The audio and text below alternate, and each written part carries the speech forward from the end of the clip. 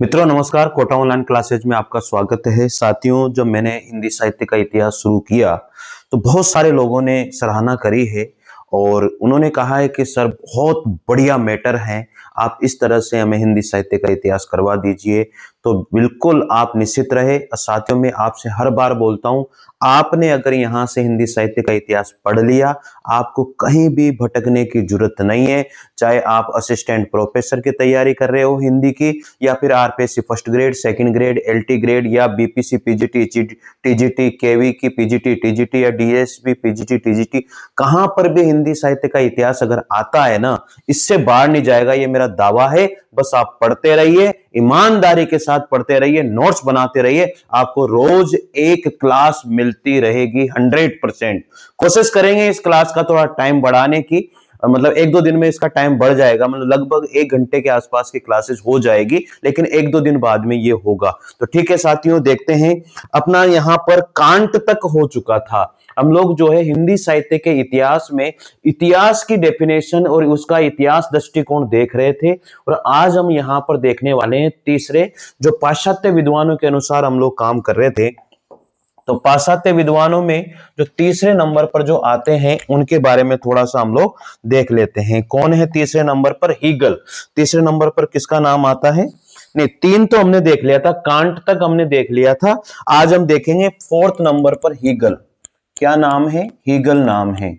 ठीक है, हीगल। ये पाश्चात्य विद्वानों के अनुसार हम लोग जो है देख रहे हैं, और पाश्चात्य विद्वानों के अनुसार उन्होंने इतिहास के बारे में क्या कहा और इतिहास की परिभाषा क्या दी है, ये सारी चीजें हम लोग यहां पर आज करने वाले हैं। पिछले वीडियो में भी यही था, लगभग मैं आपको 20 के आसपास परिभाषाएं लिखाने वाला हूं। इससे बाहर आपके कहीं कुछ जाने वाला नहीं है। दुनिया में अगर कहीं भी हिंदी साहित्य का इतिहास आता है ना, इससे बाहर नहीं जाएगा, ये मेरा दावा है, आप खुद भी देखोगे। ठीक है, ईगल का जो पूरा नाम है साथियों वो क्या है? ईगल का पूरा नाम लिख लीजिए।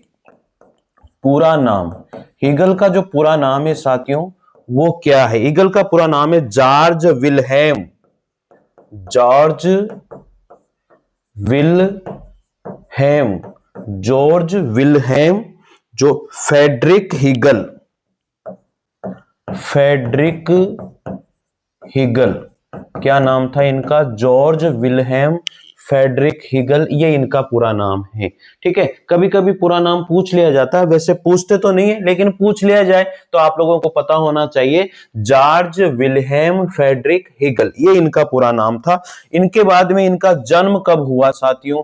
इनका जन्म जब हुआ है उसको भी लिख लेते हैं। इनका जन्म हुआ है 1770 ईस्वी में। इनका जन्म कब हुआ? 1770 ईस्वी में हुआ था, और इनका जन्म हुआ था जर्मनी के अंदर। कहां हुआ था? जर्मनी में इनका जन्म हुआ। इनके बाद में इनकी जो मृत्यु है वो कब हुई? इनकी मृत्यु कब हुई है साथियों? मृत्यु के बारे में भी लिख लीजिए। 1831 ईस्वी में इनकी मृत्यु हो जाती है।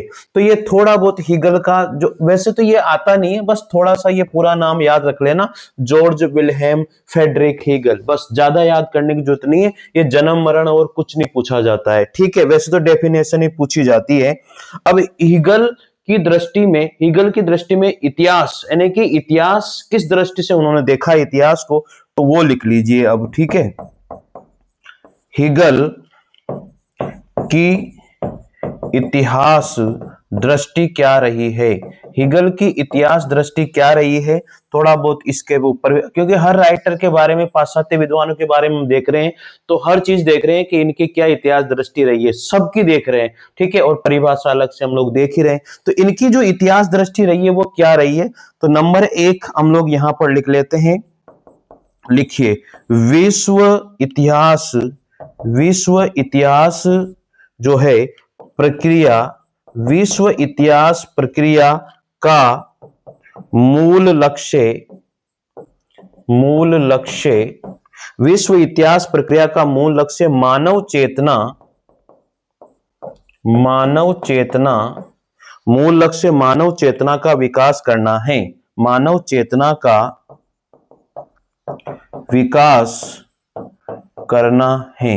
यह पहली बात इन्होंने कही है कि विश्व इतिहास प्रक्रिया का जो मूल लक्ष्य है वो क्या है, मानव चेतना का विकास करना है, अर्थात मनुष्य में जो जीवन जो है उसकी जानकारी उसे देनी है, मनुष्य का जो भाव है उसे पता लगाना है, और मनुष्य की जो उसका जो लक्ष्य है, उसका जो उद्देश्य है, इसका विकास करना ही विश्व इतिहास की प्रक्रिया इन्होंने मानी है। नंबर 2 पर अगर हम बात करें तो इन्होंने कहा है हीगल ने विश्व प्रकृति की विकास प्रक्रिया के 3 अंग माने। विश्व प्रकृति के विकास प्रक्रिया के 3 अंग माने हैं इन्होंने।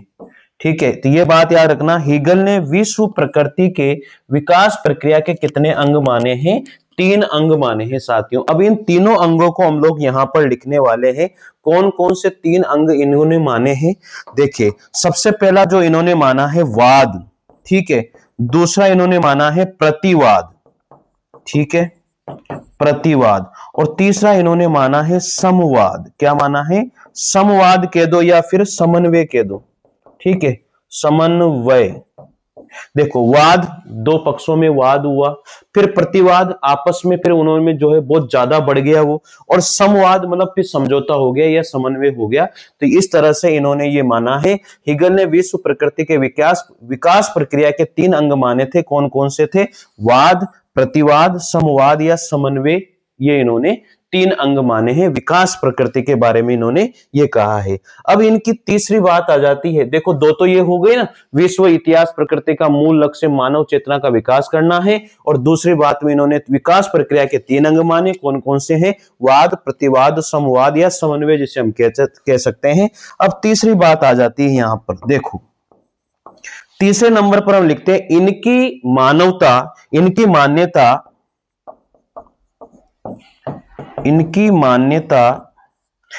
मान्यता थी कि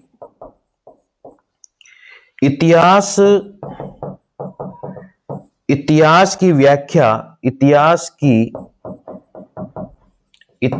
की व्याख्या द्वंद्वात्मक प्रक्रिया के आधार पर होनी चाहिए। द्वंद्वात्मक प्रक्रिया के आधार पर होनी चाहिए। ये इन्होंने अपनी इतिहास दृष्टि में तीसरी बात कही। इनकी क्या मान्यता थी कि इतिहास की जो व्याख्या है वो द्वंद्वात्मक प्रक्रिया के आधार पर होनी चाहिए, उसमें द्वंद्व होना चाहिए। ये इन्होंने तीसरी बात कही है साथियों। इसके बाद में इन्होंने 4th नंबर पर क्या कहा है, वो परिभाषा के रूप में हम लोग यहां पर देखने वाले हैं। अब इन्होंने क्या परिभाषा दी है इतिहास की, वो भी हम लोगों को यहां पर जान लेना चाहिए। देखो सबसे मेन तो परिभाषा ही है, बाकी तो मैंने आपको इनकी इतिहास दृष्टि क्या रही है वो बताया है, लेकिन मुख्य तो क्या है, परिभाषा ही है भाई। ठीक है, लिखो इतिहास केवल अन्वेषण, इन्होंने क्या परिभाषा दी है, इतिहास केवल अन्वेषण एवं घटनाओं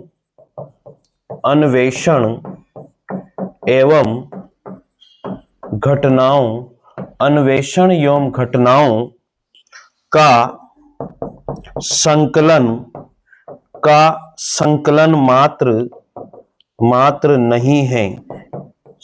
मात्र नहीं है, अपितु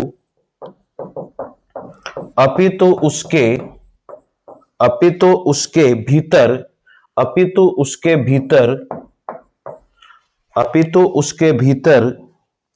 कार्य कारण की श्रृंखला विद्यमान है। भीतर कार्य कारण की श्रृंखला विद्यमान है, कार्य कारण की श्रृंखला विद्यमान है, ये कहते हैं। फिर आगे कहते हैं इतिहासकार केवल घटनाओं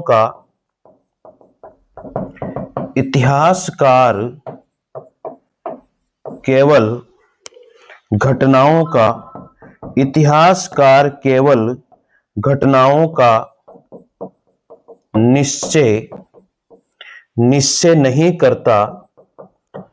नहीं करता अपितु अपितु देखो साथियों, मतलब एक एक चीज लिखा रहा हूं मैं आपको, नहीं मिलेगा, आप विश्वास करके नोट्स बनाते जाइए, रोज के रोज पढ़ते जाइए बस, ठीक है ना। निश्चय नहीं करता अपितु उनकी आंतरिक प्रवृत्तियों का उद्घाटन भी करता है। अपितु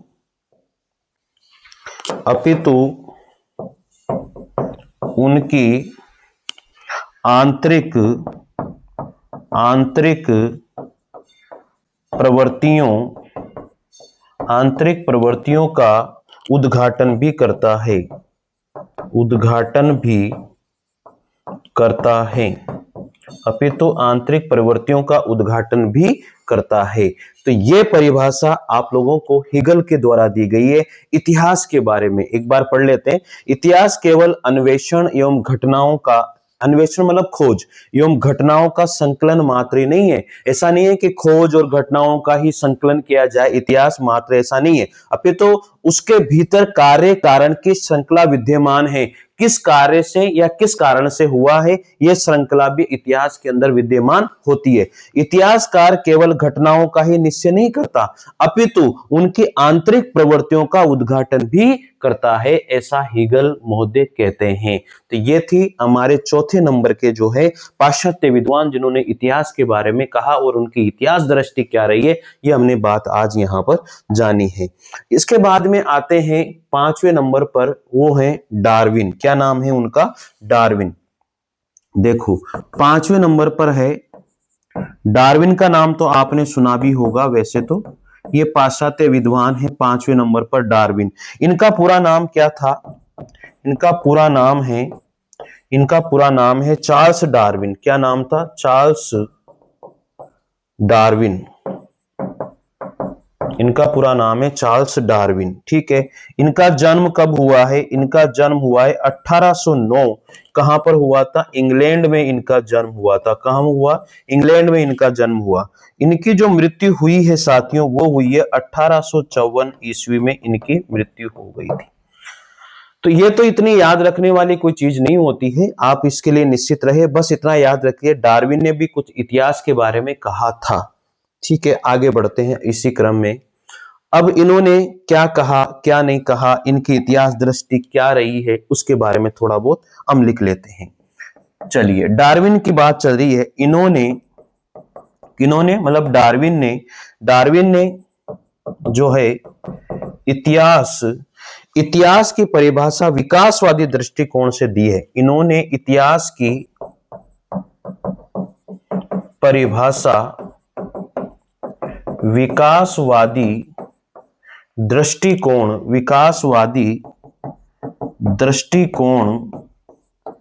के आधार पर दी है। साथियों, ये बात आ जाती है बहुत सी बार कि ऐसा विद्वान जिन्होंने हिंदी साहित्य में इतिहास की जो परिभाषा दी है वो किस आधार पर दी है, यानी कि विकासवादी दृष्टिकोण के आधार पर किस किसने दी है, तो यहां पर डार्विन का नाम सबसे पहले आएगा। इस बात का आप लोग ध्यान रखिए, क्योंकि पिछली बार के पेपरों में ये देखा गया है और ये परिभाषाओं से एक न एक परिभाषा 100% पूछी जाती है। इसलिए विश्वास करें, और विश्वास करोगे तो निश्चित रूप से आपकी जीत होगी, ये मेरा दावा है, ठीक है साथियों। चलिए आगे लिखिए। अब इनकी क्या परिभाषा दी है भाई, इन्होंने जो परिभाषा दी है उसको भी हम लोग लिख लेते हैं। इनकी परिभाषा भी लिख लेते हैं यहां पर, क्या परिभाषा इनके द्वारा दी गई है। अच्छी परिभाषा इनकी, इन्होंने कहा है सृष्टि का बाह्य विकास। देखो इनकी परिभाषा है सृष्टि का बाह्य विकास, सृष्टि का बाह्य विकास, उसके आंतरिक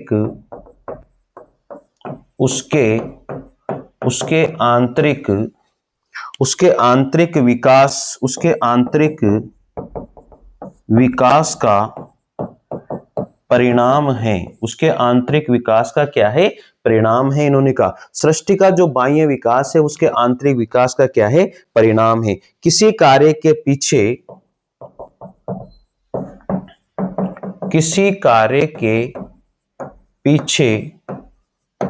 कुछ किसी कार्य के पीछे कुछ निश्चित किसी कार्य के पीछे कुछ निश्चित कारण होते हैं, कुछ निश्चित कारण होते हैं। इसी कारण कार्य श्रृंखला को इसी कारण कार्य श्रृंखला को इसी कारण कार्य श्रृंखला को खोजते हुए सृष्टि की आंतरिक विकास प्रक्रिया सृष्टि की आंतरिक विकास प्रक्रिया को समझना इतिहास है, समझना इतिहास है। ये जो है डार्विन ने परिभाषा दी है। हिंदी साहित्य के इतिहास में इतिहास की परिभाषा इन्होंने ये दी है। पाश्चात्य विद्वान है डार्विन भी, चार्ल्स डार्विन इनका पूरा नाम था और इनकी मृत्यु 1854 में हुई। ये मृत्यु और जन्म याद रखने की कोई जरूरत नहीं है इसके अंतर्गत, तो याद रखिए बस परिभाषा, और परिभाषाओं में भी कुछ पॉइंट पकड़ लीजिए। ऐसा नहीं कि पूरी की पूरी रटनी है, बस टॉपिक पकड़ लीजिए कहा यार इसमें ऐसा है। आंतरिक विकास वाली बात कही है तो ये डार्विन ने कही है, बस ऐसे पकड़ लो, इसमें याद हो जाएगी। ऐसा नहीं पूरी की पूरी हम रटने बैठ जाएंगे, ऐसा नहीं करना है ना। सृष्टि का बाह्य विकास उसके आंतरिक विकास का परिणाम है। किसी कार्य के पीछे कुछ निश्चित कारण होते हैं, इसी कारण कार्य श्रृंखला को खोजते हुए सृष्टि की आंतरिक विकास प्रक्रिया को समझना इतिहास माना है। किसने? चार्ल्स डार्विन के द्वारा। ठीक है, अगला जो हमारे पाश्चात्य विद्वान आते हैं जिन्होंने इतिहास के बारे में क्या कहा है, और अगले विद्वान है थॉमस कार्लाइल। कौन से नंबर पर आएंगे? छठे नंबर पर आएंगे। ये है थॉमस कार्लाइल। ये आते हैं हमारे छठे नंबर पर पाश्चात्य विद्वान जिन्होंने इतिहास के बारे में क्या कहा है। लिखिए, इनका जो जन्म हुआ है साथियों, इनका जन्म हुआ है 1795 ईस्वी में स्कॉटलैंड में। कहां हुआ? स्कॉटलैंड में इनका जन्म हुआ। ठीक है, इनकी जो मृत्यु हुई है वो कब हुई है? इनकी मृत्यु 1891 ईस्वी में हुई है। इनके बारे में ये याद रखने की जरूरत नहीं है, पर लिखवाना पड़ता है, एक प्रॉपर नोट्स होते हैं उसके लिए लिखवाना पड़ता है साथियों। ठीक है, आप लोगों को दिख रहा होगा मेरे हिसाब से। हाँ चलिए, अब लिखिए इन्होंने क्या कहा हमारे हिंदी साहित्य के इतिहास में। इतिहास के बारे में इन्होंने इतिहास की परिभाषा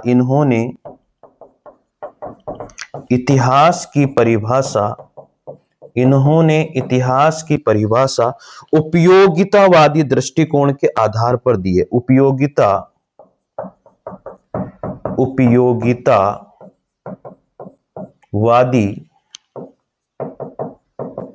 दृष्टिकोण के आधार पर दी है। ठीक है साथियों, तो उन्होंने किस आधार पर दी थी आपको पता है, और इन्होंने किस आधार पर दी थी ये आपको उन्होंने विकासवादी दृष्टिकोण पर दी है, इन्होंने उपयोगितावादी दृष्टिकोण के आधार पर परिभाषा दी है। तो ये थोड़ा सा जो है ना, इनको अंडरलाइन कर लिया करो, जो इंपोर्टेंट बातें होती है उनको अंडरलाइन करना बहुत जरूरी है भाई। ठीक है, तो चलिए अब आगे बढ़ते हैं इसी क्रम पर। साथियों, अच्छा लग रहा हो मेरी मेहनत, अगर आपको अच्छी लग रही है कि सर बहुत बढ़िया नोट्स लिखा रहे हैं, तो कमेंट जरूर किया करो या लाइक कर दिया करो, और उसमें एक जो है ना हाइप वाला आता है, उसमें हाइप जो पॉइंट होते हैं वो दे दिया करो, थोड़ा सा खुशी मिल जाती है, और तो कुछ भी नहीं है ना। चलिए, अब इन्होंने क्या परिभाषा दी है उस परिभाषा को भी लिख लेते हैं। परिभाषा इन्होंने क्या दी है, लिखिए। इतिहास एक दर्शन है। क्या कहा इन्होंने? इतिहास एक दर्शन है। इतिहास एक दर्शन है जो दृष्टांतों यानी कि उदाहरणों के माध्यम से शिक्षा देता है। दर्शन है जो दृष्टांतों या फिर उदाहरणों के माध्यम से, ऐसे लिख लो, उदाहरणों के माध्यम से शिक्षा देता है। के माध्यम से शिक्षा देता है। ये छोटी सी डेफिनेशन इनके द्वारा दी गई थी। इतिहास एक दर्शन है जो दृष्टांतों का मतलब क्या होगा? उदाहरणों, दृष्टांतों या उदाहरणों के माध्यम से क्या देता है? शिक्षा देता है साथियों। उसे क्या कहते हैं हम लोग? इतिहास कहते हैं। ऐसा किसने कहा? ऐसा कहा है थॉमस कार्लाइल के द्वारा। याद हो जाएगा। चलिए, याद तो क्या करना है, थोड़ा बहुत पढ़ लेना बस। दृष्टांतों वाली बात किसने कही है? थॉमस कार्लाइल ने कही है। इतनी सी बात याद कर लो, ज्यादा याद करने की जरूरत है नहीं। अब सबसे इंपॉर्टेंट इसमें आते हैं तेन महोदय। तेन जो है बहुत इंपॉर्टेंट है, इनको ध्यान रखना भाई, है ना। 7वें नंबर पर हम बात करेंगे तेन के बारे में। तो बहुत कुछ आप लोगों ने सुना भी होगा और इनके बारे में बहुत कुछ लिखना भी हम लोगों को। ये है 7वें नंबर पर आते हैं तेन, और इंपोर्टेंट है, मोस्ट है, ये आप लोग अच्छे से ध्यान रख लेना। तेन के बारे में जो कुछ भी लिखवाया जाए कंप्लीटली आपको पता होना चाहिए। चलिए लिखे, इनका पूरा नाम क्या था? इनका जो पूरा नाम है, तेन का जो पूरा नाम है वो क्या है? हिप्पोलिट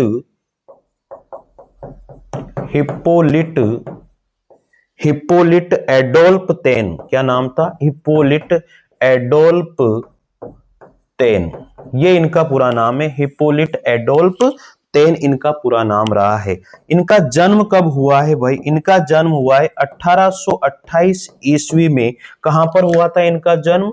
फ्रांस में हुआ था। कहां पर हुआ था इनका जन्म? फ्रांस में हुआ था।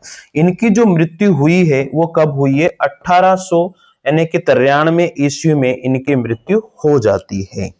अब इनके बारे में लिख लीजिए थोड़ा बहुत, इनकी इतिहास दृष्टि क्या रही है वो हमें जानना जरूरी है। लिखो, ये आधुनिक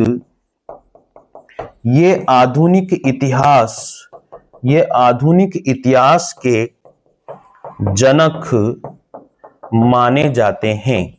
ये आधुनिक इतिहास के क्या माने जाते हैं साथियों? ये तेन महोदय जो है आधुनिक इतिहास के जनक माने जाते हैं।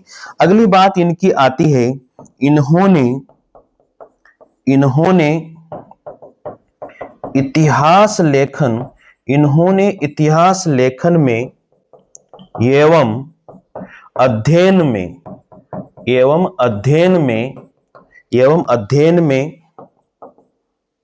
विधेयवादी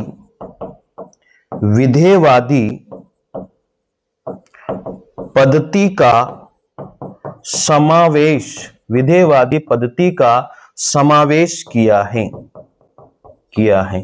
यह ध्यान रखना साथियों, इन्होंने इतिहास लेखन में एवं अध्ययन में विधेयवादी पद्धति का क्या किया है? इन्होंने समावेश किया है। यह बहुत इंपॉर्टेंट बात है, इसको आप लोग थोड़ा सा ध्यान रख लीजिएगा।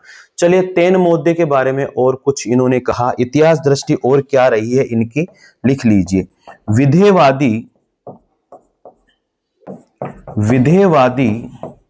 विधेयवादी पद्धति का अर्थ। अब विधेयवादी पद्धति का अर्थ क्या होता है साथियों? ये भी, यानी कि विधेयवादी का अर्थ ही क्या होता है, सबसे इंपॉर्टेंट बात। अब विधेयवादी पद्धति या विधेयवादी का अर्थ ही क्या होता है? संदेह से परे। क्या होता है? संदेह से परे, यानी कि इन्होंने जो कुछ भी कहा वो उसमें बिल्कुल भी संदेह नहीं रहा है। तो संदेह से परे, इसकी आपको थोड़ा सा ध्यान रख लेना है। ठीक है, लिखिए आगे। विधेयवादी का आगमन जो है, विधेयवादी का आगमन रोमांटिसिज्म, यहां पर लिखिए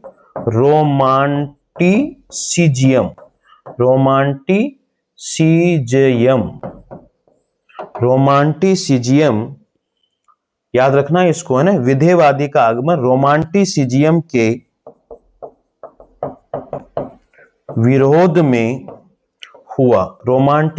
के विरोध में हुआ है। अगली बात ये लिखते हैं, विधेयवादी, यह पद्धति मतलब विधेयवादी पद्धति, विधेयवादी मतलब यह पद्धति इतिहास को समाज व साहित्य के अनिवार्य समाज व साहित्य के अनिवार्य संबंधों के रूप में देखती है, अनिवार्य संबंधों के रूप में देखती हैं। तो याद रखना, यह पद्धति जो है वो इतिहास को समाज और साहित्य के अनिवार्य संबंधों के रूप में क्या करती है, देखती है। कौन सी पद्धति की बात कर रहे हैं? विधेयवादी पद्धति की। और किसने की है? इतिहास दृष्टि किसकी है? तेन महोदय की है। उनका पूरा नाम, जन्म, सब कुछ लिखा दिया है, बस थोड़ी बहुत अब विधेयवादी दृष्टिकोण, उनका विधेयवादी पद्धति का विकास, विधेयवादी पद्धति को सबसे पहले प्रयोग किसने किया था? वो तेन महोदय ने किया था। इतिहास दृष्टि के अनुसार हम लोग बात कर रहे हैं, इसलिए कंफ्यूजन होने की जरूरत नहीं है। आपको सारी चीजें लिखाऊंगा, बस विश्वास बनाए रखें, प्यार बनाए रखें साथियों। अच्छा लगे तो शेयर जरूर कीजिएगा। मैंने आपको दावा किया है, आपका एक भी क्वेश्चन बाहर नहीं जाएगा, चाहे कोई सा भी एग्जाम दे रहे हो, और कहीं भी हिंदी साहित्य का इतिहास आ जाए, ये मेरा दावा है साथियों। आप लिखिए बस इसको, ठीक है। चलिए आगे बात करते हैं। अब यहां पर यह पद्धति, ये तो मैंने आपको लिखा दिया है, लिखो। इस पद्धति में जाति वातावरण, इस पद्धति में जाति वातावरण एवं क्षण, जाति वातावरण क्षण मतलब समय को विशेष महत्व दिया है, क्षण को विशेष महत्व दिया है, विशेष महत्व दिया है, विशेष महत्व दिया है। ये तो इनकी हो गई इतिहास दृष्टि क्या रही है, तेन महोदय की।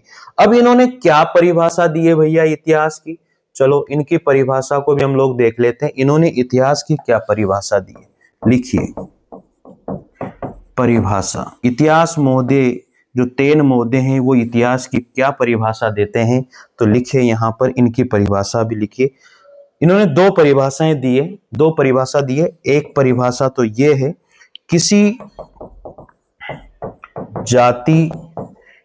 जाति विशेष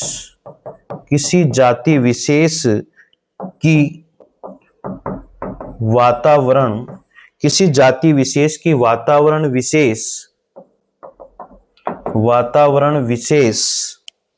से प्रभावित एवं क्षण से निर्मित प्रवृत्तियों एवं घटनाओं का विश्लेषण इतिहास है। निर्मित प्रवृत्तियों एवं घटनाओं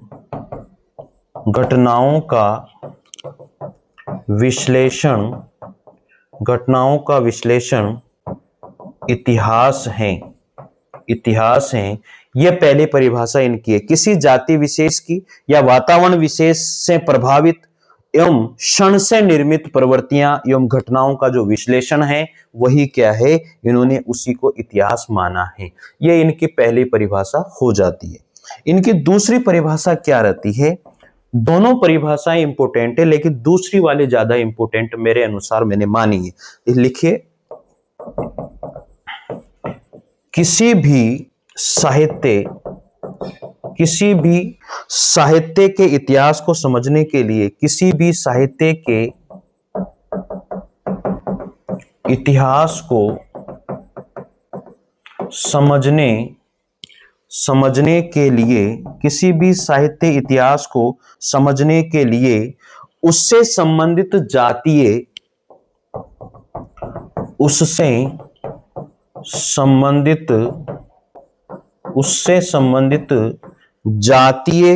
परंपराओं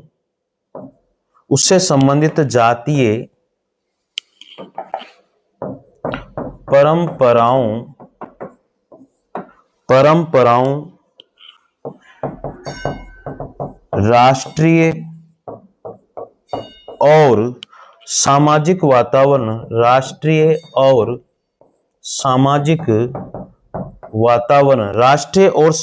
वातावरण एवं सामयिक परिस्थितियों का अध्ययन आवश्यक है। सामाजिक वातावरण एवं सामयिक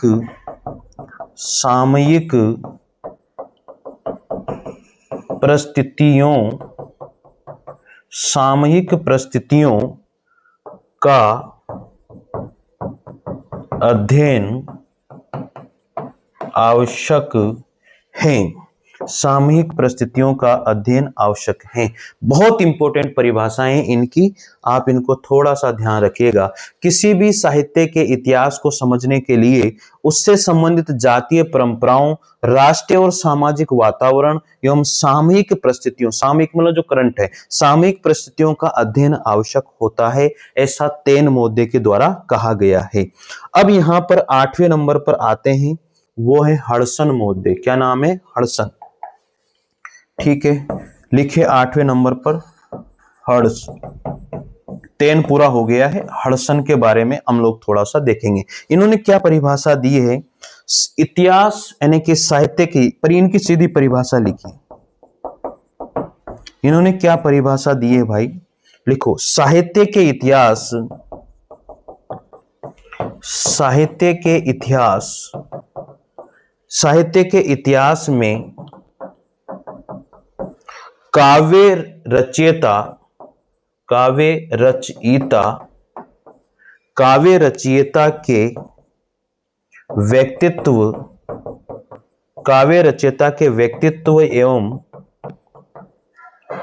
प्रक्रिया को भी महत्व देना चाहिए, प्रक्रिया को भी महत्व देना चाहिए, ऐसा हडसन कहते हैं,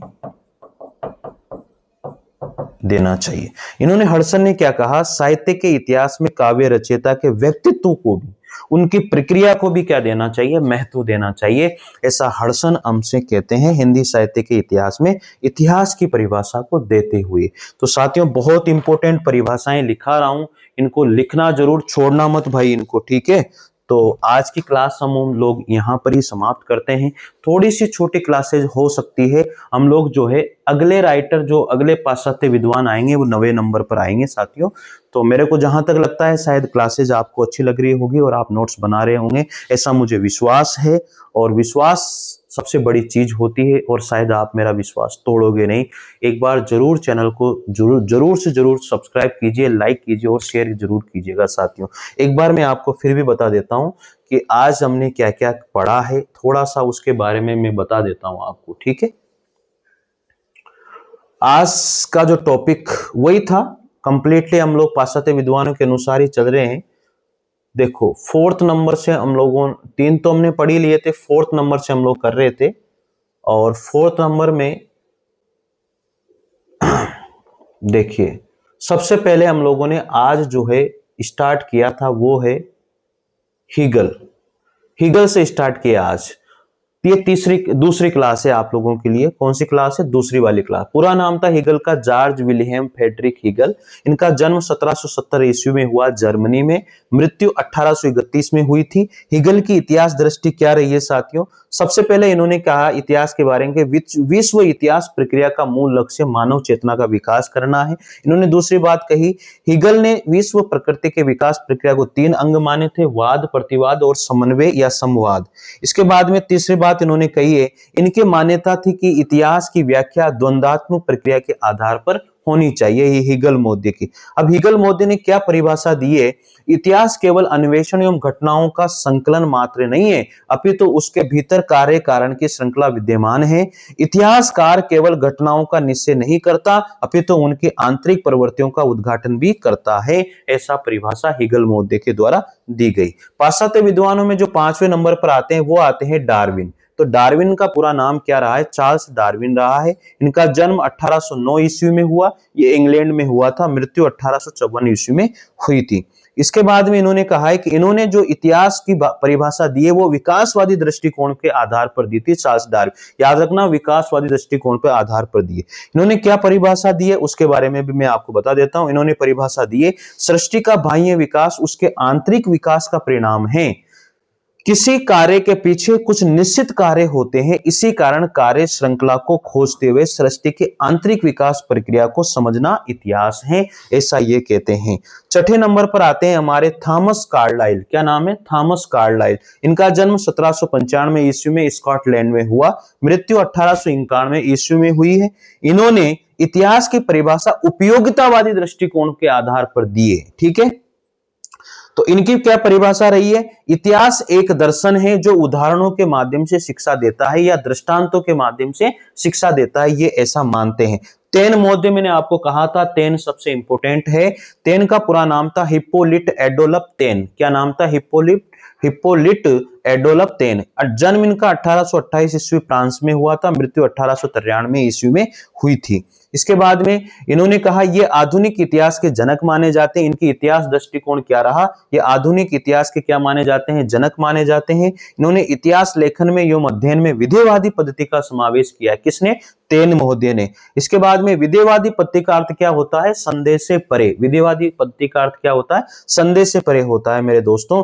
आगे फिर बात करते हैं, यह पद्धति कौन सी पद्धति? विधेयवादी पद्धति। यह पद्धति इतिहास को समाज और साहित्य के अनिवार्य संबंधों के रूप में देखती है। इसके बाद में फिर इस पद्धति में जाति, वातावरण, क्षण को विशेष महत्व दिया गया है। इसके बाद में इन्होंने क्या परिभाषा दी है?